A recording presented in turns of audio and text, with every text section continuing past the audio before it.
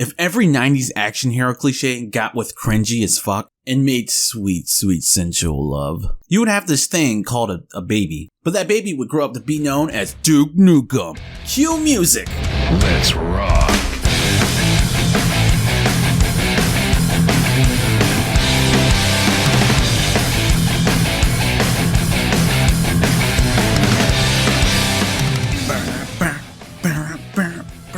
Back then, Duke Nukem was comparable to titles such as Doom, Quake, and Wolfenstein. I mean, who else could give us classic lines such as, "I've got balls of steel," and, "It's time to kick ass and chew bubble gum, and I'm all out of gum." And don't forget about, "I go where I please, and I please where I go." But before Duke Nukem considered his renowned suicide known as Duke Nukem Forever. No, we don't talk about Duke Nukem Forever. Duke Nukem was a solid entry into the first-person shooter genre, but Big Daddy Duke wasn't just a first-person shooter for very long.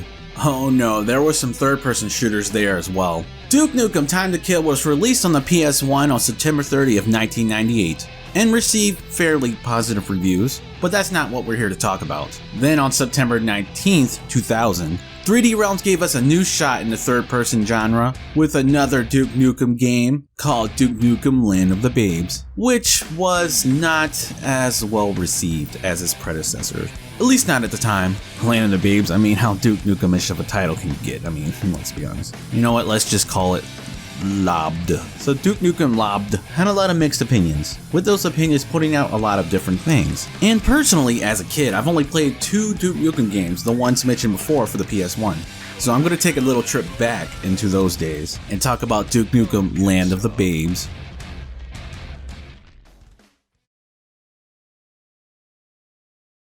So if you've never played this game and you're watching the opening cutscene, you're probably asking yourself, what the fuck is going on? Well, let me take some excerpts from the manual. An insidious alien race mirages the Earth like a mudslide crashing over an anthill. Jeez, dude, could you exaggerate it any more? That's just a bit overkill, don't you think? You know what? Let's just call it a tie. The aliens ruthlessly kill the males and enslave all the women. And trust me, by all the women, it means all the attractive women. And by attractive, I mean by PS1 standards of attractive. Hey man, this may look bad now, but back then we were touching ourselves to things like this. So yeah, attractive. And I was wondering to myself, hey, did these aliens do this on purpose? Do they find these women attractive and kept them alive for that reason? Or did just the fittest ones survive? Well, to add to that, this way there could be little resistance to the aliens' plans to hybridize them with their own kind. Hey, take that as you will, but as I see it, it's Alien Fuckfest 2000. To be honest, I think if they kept all the males instead of the females and presented us with hot alien bitches, their plans could have been a lot more smoother. But alright, I'm thinking way too much into this already. Duke Nukem heads to his favorite family-friendly restaurant, Bootylicious. Wait a minute, this doesn't seem too family-friendly. I mean, the animatronics are nice, but there's no salad. Oh, these are people? Those are people? No, but seriously, this has got to be one of the slowest strip clubs in town because absolutely nobody is here. Unless, of course, this is Duke's own personal strip club and he makes all the women dance and stand around until Duke even decides if he wants to go or not.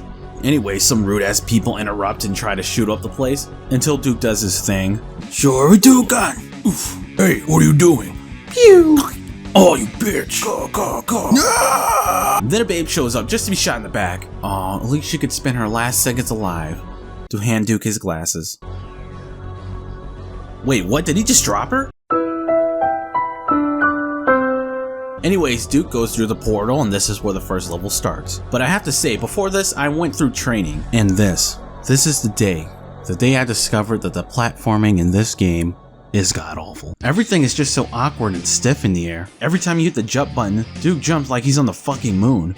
And if Duke's near a ledge, he'll climb it automatically. Which sounds good in theory, but I promise, you'll see later why it isn't. But I swear, it feels like when I run to jump off a ledge, there's a delay or something. But when I test it out otherwise, there isn't. It's hard to describe. Sometimes Duke will grab the thing you're jumping towards, and other times he'll do an unnecessary flip that does nothing but hinders progress. And then sometimes he'll hit his head like a dumbass. Look at this shit, I can't even see the ground to even know when to jump. I mean, what kind of shit is that? It's not like I can control the camera. The thing is that this course should take about 30 seconds if done right. My time? 6 minutes. Boy, I'm glad that's over. Anyways, back to the main storyline. You meet up with babe number 2 who spouts out exposition at you. I mean, we know what's going on because I read the manual, and let's be honest, there ain't nobody who reads that shit. But I'll sum up what she says. She's part of the unified babe resistance. A little weird to call yourselves that, especially when there's no guys on the planet. The aliens created a new breed of monsters to fight you, and there's a guy in charge of the monsters named Silverback. And then boom, you're on your way. Could this girl have died in a more sexual manner? In Duke fashion, you can interact with the things throughout the level. For example, talking to girls will elicit things like, Hey baby, how you doing? Oh, Duke, you're so big! or interacting with the phone will say things like this.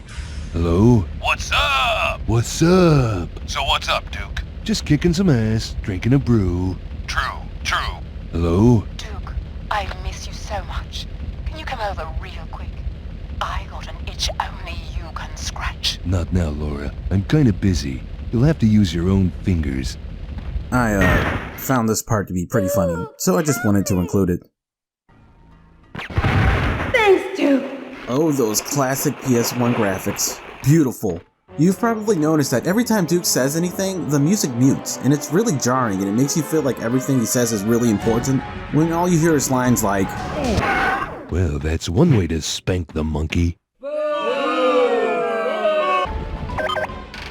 Duke, we're making our way up to the surface and need you with us ASAP. The elevator's out. You're going to need to find another one. yeah, whatever, bitch.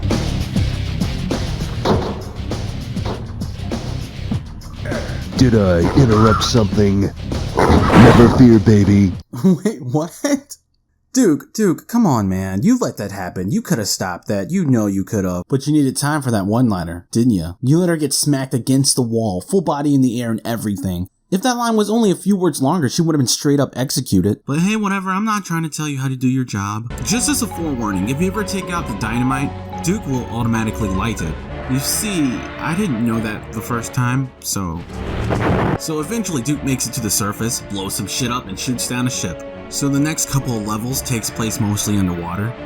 Now, as a child, not only did I hate underwater levels, I was terrified by underwater levels. Whether it was Kingdom Hearts or Banjo-Kazooie, I was not playing that shit. So as a kid, my adventures would end here, but as an adult, should probably end here too, seeing how I'm a grown-ass man and I should be doing more important things in my life. So you discover Silverback's ship crashed somewhere deep inside and learn that his base is just a little bit further ahead. Inside, you find that a city has been submerged, and more importantly, full of sharks. Be careful not to get too close or...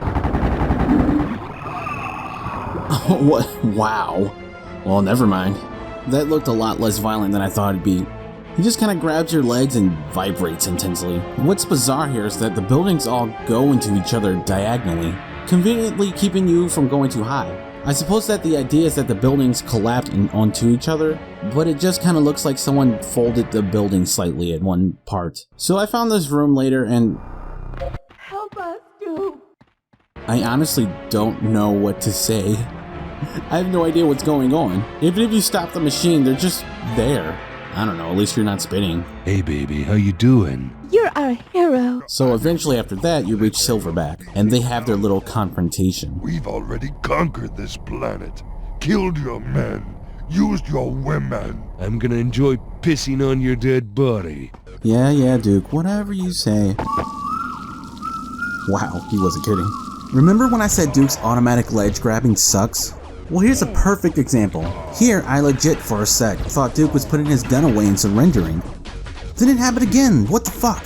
Then you hijack a spaceship and head to the final boss. You may have noticed that I skipped a lot of the middle of the game, and that's because there's not much to talk about. Just kill aliens, wash, rinse, repeat. I mean, Duke's lines don't get any more clever, so you're not really missing much. My gun's bigger than yours. Don't you just love that Star Wars, not Star Wars music? So many memories. Remember when I said Duke Nukem's jumping was like jumping in space? Well, this time he's in space. This isn't even funny anymore. It's fucking bullshit. Every time you jump in the air, you're stuck in the same motion for like 9 fucking years. Meanwhile, any enemy nearby will just shoot you while you float there like a dumbass. They even have time to goof off and play with their dicks and shit before they have to reload their guns. Meanwhile, you're just now hitting the height of your jump and you have to go all the way back down. The button on the controller might as well be labeled, "Please kill me." And then, eventually you get here. There's nothing important here, I just wanted to share. So you explore deeper into the base, passing a lot of slot machine and dancers, freeing babes as you go, and finally, you get to the final boss. I'm afraid this is the end of the line for you. Yada yada yada, like I've never heard this before. Prepare to die, pain and suffering, you will not succeed. You'd think that you guys could get some original lines. And once you beat him, the game ends. And what happens afterwards, you ask? Well, pretty much what you expect.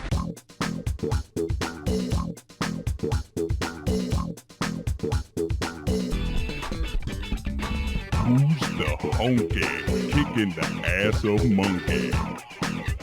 Damn right. Who the man with a date to repopulate? I can dig it. Yep, Duke has to repopulate the Earth, one babe at a time. Whoa, wait, 169? The dick of a lesser man would have fallen off and shriveled by then. Just shooting like clouds of dust. And if you really think about it, since all the children of the world would be siblings, you could bring up the Adam and Eve argument. The children will grow up and have to reproduce with each other, unless they sleep with each other's moms, and then, well, you know what, whatever, fuck it. Duke Nukem, Land of the Babes, everyone. So I had fun playing this game. I really got the sense of the game's so bad that it's good, and I can't tell if it's that or not. Duke Nukem seems like every cliche put together, but I can't tell if the game wants you to take him seriously or just a spoof in itself, making fun of it. I really can't tell. But playing it now, you have to take it by the latter. It's just silly Macho Man bullshit. Do I recommend you go out of your way to play it? Not really. But if it's laying around and you have a lazy afternoon to do anything you want, sure, give it a shot, why not? Anyways, thank you guys for watching this all the way through. If you liked it, leave a like. If you have an opinion about Duke Nukem, why don't you let me know in the comments? And if you want to help me and my channel grow, then you can subscribe. This was a game from my childhood that I really wanted to get back to, so that's really why I made a video about it. So hope you guys enjoyed it. Anyways, I'll see you guys later. Later, babe.